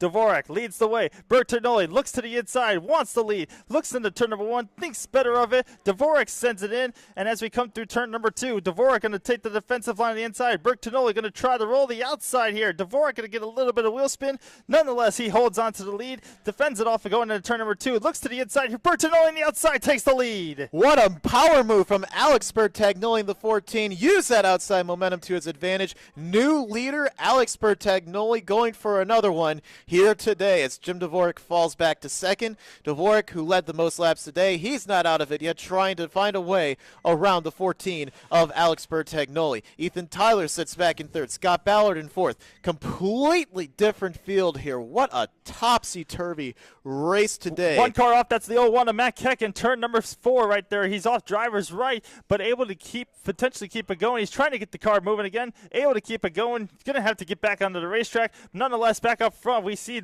the number 39 of Jim Dvorak trying to keep the pressure on and force Alex Bertagnoli into a mistake as we come around the final corners to see the white flag this time. White flag going to be waving in the air for Alex Bertagnoli in the 14. Went off the track with Eric Halleck in the 333 early in the race, but he has regained all that lost position, and he's going to get the white flag waving in the air. White flag is out for Alex Bertagnoli, who's had the fastest car so far in the second half of this race today. Jim Dvorak back in second, Ethan Tyler back in third, Scott Ballard in fourth, and it looks like here goes that looks like Scott Ballard is around in turn number 2. Scott Ballard spins off of the driver's left-hand side, loosed it, trying to go to the inside of Ethan Tyler for battle for third, but he was able to keep it going right now. Tyler is going to roll in third, but here comes Brandon Collins going to try to pounce on the opportunity of Scott Ballard's mistake, going to try to gain fourth. Brandon Collins has moved up back to fifth overall on the track. We'll see if he gets around Scott Ballard for fourth right now as we see the battle action heating up here. Mike Ryan in the 220 is 6th. Matt Alexander is 7th. Tom Bagley with a good run in 8th. Eric Halleck moving back up to 9th. And Matt Keck, after his spin, is in 10th right now as we see the remainder of the field going through the turns 3 and 4 area, making their way down the back straightaway here. But right now, it's Alex Bertagnoli, the 14 car, who's at the fastest car here, the second part of this race. Coming around, he has managed to climb his way back from all the chaos, and he's going to get the checkered flag waving in the air this time by. Alex Bertagnoli picked up his first win a month ago here, and he's going to pick up his second win here today. Checkered flag waving in the air. Alex Bertagnoli is a repeat winner at Autobahn. Jim Dvorak is second, his best finish of the year, and Ethan Tyler is going to round out our podium for the SM field right now. And coming around turn number 8 right now is going to be the number 51 of Gavin Gleitzman through turns 8 and 9 for the final time. Gavin Gleitzman, our race leader, coming to negotiate in the final corners onto the front straightaway for the final time. Gavin Gleitzman sees the checker flag in the air.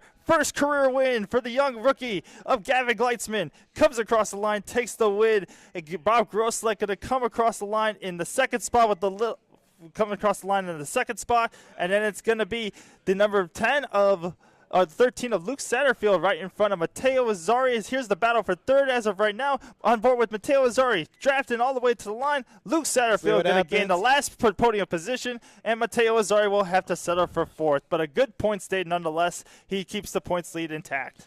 Wow. Jordan, what a race. That was thrilling. First time winner in the SM2 class for Gavin Gleitzman in the 51.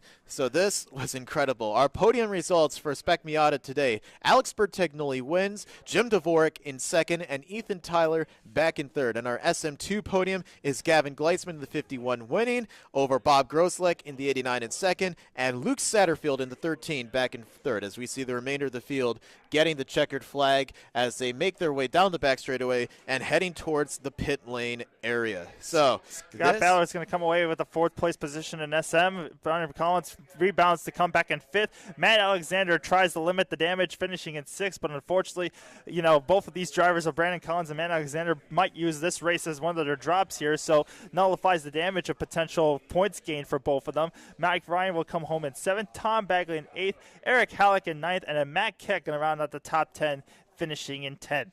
Rough day for the third place points man. Taro Kishida finished 14th. He was off the lead lap at the end of the race here today. Taro started towards the back, and the wet track conditions were simply not enough for him to overcome this time. He made quick work of it back in June, but today it was much more difficult for him. He finishes 14th as he sees his potential championship aspirations getting a little bit more of an uphill climb for him here today. They're becoming much, much harder as we get towards the end of this season, as we have just roughly 2 races left at the end of this. We'll look at the SM2 results here as Gavin Gleitzman came away with the race win. Bob Grosslek comes home in second. Luke Satterfield third. Matteo Azzari, the championship leader, finishes in fourth. Kevin Lockridge finishes fifth. Gary Traverso in sixth. Chris DeMuzio in seventh. Noel Sachs in eighth. Scott Benning Jr. ninth. And then rounding out the top 10 is going to be Mark Stadolski. Well, our Spec Miata top 10, as we see on the graphic today, Alex Bertagnoli again with the win. Jim Dvorak is second, his best finish of the year. Ethan Tyler third, that's the podium. Scott Ballard, who was in contention for the podium until spinning out of the last lap, is fourth.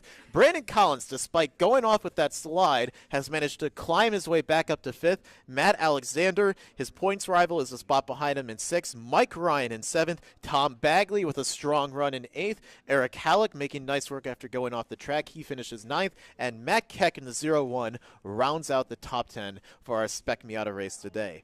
We'll have our podium awards coming up here next, but this will wrap up our racing today at the Autobahn Country Club. Jordan, we have one more race after this before the big one, Oktoberfest. Yeah, we got 2 more races left with the Spec Miata series. We got a 1-hour endurance race will be the next race for the Spec Miata guys before the end of the year, and then they'll wrap up the year with the Oktoberfest, the grand finale, and the granddaddy of them all, which will decide who will go ahead and walks away with the Spec Miata, SM2, and GT Challenge championships. And we will find that all out on October 13th, 14th, and 15th. We hope you all are joining us today live on the YouTube channel. You can like, subscribe, and share this to all your friends. And hopefully you can even join us out here at the Autobahn Country Club to be sharing on all the fun festivities that happens with Oktoberfest later in October. Well, we'd like to thank Signature Production Group as well as for sponsoring our race today, as well as providing us some of the technology to make this racing broadcast possible to all of our viewers out there on YouTube and any of our other social media platforms. Ending our race today alongside Jordan Missick, I'm Matt Lauterbach. Thank you so much again for watching. We'll see you in October for Oktoberfest. We hope you enjoyed the racing today, and we'll see you then.